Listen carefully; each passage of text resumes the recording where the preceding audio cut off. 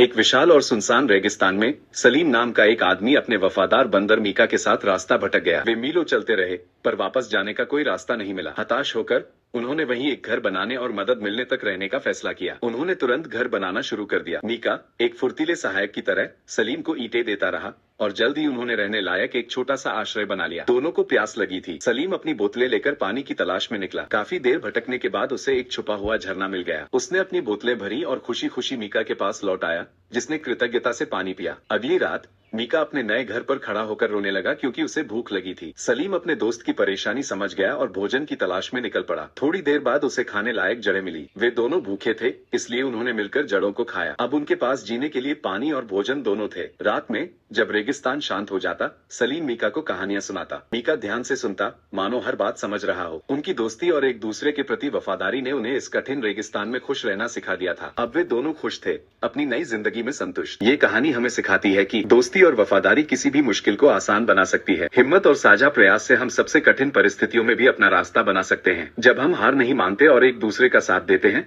तो हम सबसे मुश्किल जगहों पर भी खुशियां ढूंढ सकते हैं।